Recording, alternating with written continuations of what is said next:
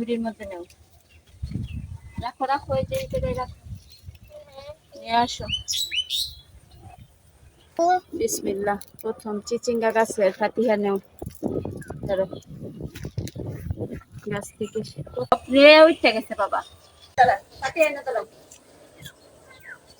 গাছে অনেক বড় বড় আম হয়েছে, আম পেয়ে দাও, আম খাবো। অনেক আম হয়েছে, আসলেই তো বড় বড় আম হয়েছে, চলো তো দেখি।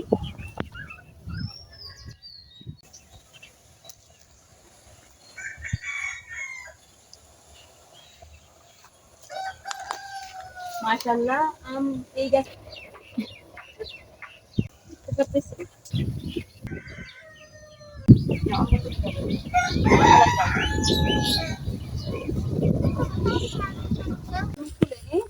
আমের জুসের জন্য কাঁচামরিচ লাগবে। আমিও তো না।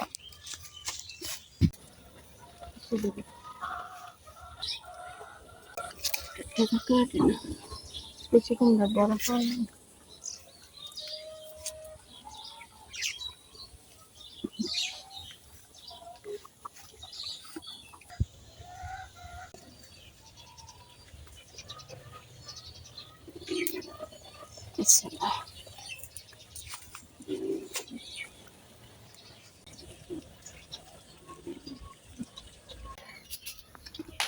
গাছ থেকে আজকে অনেক কিছুই নিয়ে আসলাম। তারা সবাই আম খাওয়ার অপেক্ষায় বসে আছে।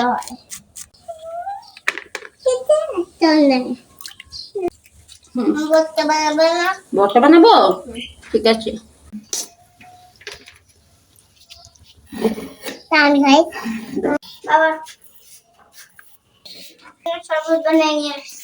আর বড় আম্মা বড় হয়ে গেছে, শরবত বানায় আনতে পারে, কেমন হয়েছে?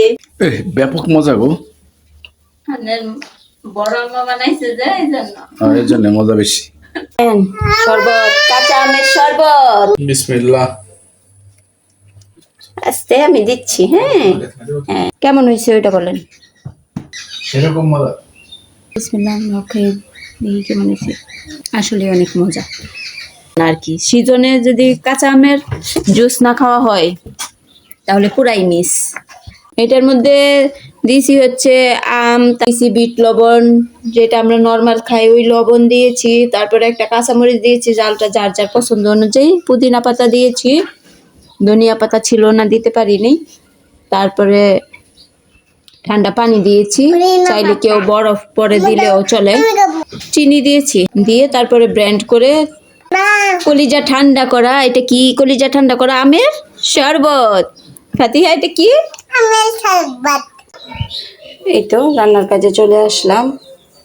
এখন চাল কুমড়া পেরে নিয়ে আসছি, ওইগুলো ভাজি করব। তার জন্য দিয়ে নিচ্ছি হলুদ, মরিচ, ধনিয়া, আমরা যে রেগুলার খাবার খাই ওইগুলা, আর হচ্ছে স্বাদ মতো লবণ দিয়ে কুমড়া ভাজি করে নিচ্ছি।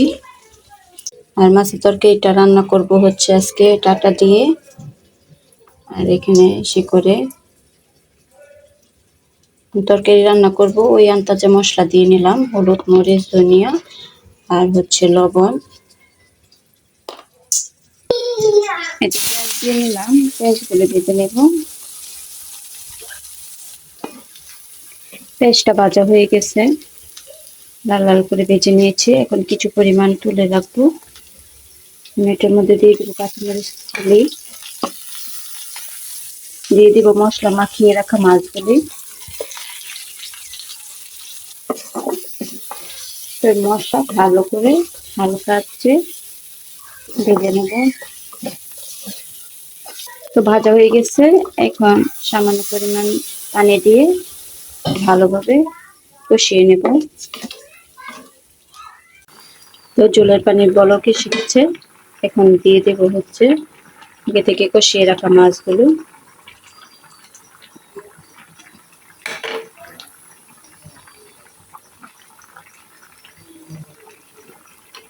আবারও কিছুক্ষণের জন্য ঢেকে দেব। আর এদিক দিয়ে কুমড়া ভাজি হয়ে গেছে, কুমড়া ভাজিগুলি তুলে নেব। এটাও তরকারিটা হয়ে আসছে, এখন দিয়ে দেব হচ্ছে আগে থেকে যে তুলে রেখেছিলাম ভাজা পেঁয়াজ ওইটা, আর টালা জিরা ওইটা বেটে নিয়েছি, এখন দিয়ে দেব। আর এই মশলাটা দিলে তরকারিটা খেতে কিন্তু ভালো লাগে অনেক। আপনারা বাসায় এইভাবে একবার হলে খেয়ে দেখবেন, আশা করি ভালো লাগবে। এভাবে মিশিয়ে দিয়ে তারপর তুলে নিলেই হয়ে গেল তরকারি। এই তো আজকের আয়োজন ছিল হচ্ছে এগুলি, কুমড়া ভাজি আর হচ্ছে গাছ থেকে চিচিঙ্গা নিয়ে আসছিলাম, চিচিঙ্গা দিয়ে আলু দিয়ে লবণের ইলিশ রান্না করেছি। আর হচ্ছে ডাঁটা দিয়ে আলু আর টমেটো, কাঁচা টমেটো দিয়ে মাছের ঝোল করেছি। তো ভিডিওটি কেমন লাগলো কমেন্ট করে জানাবেন।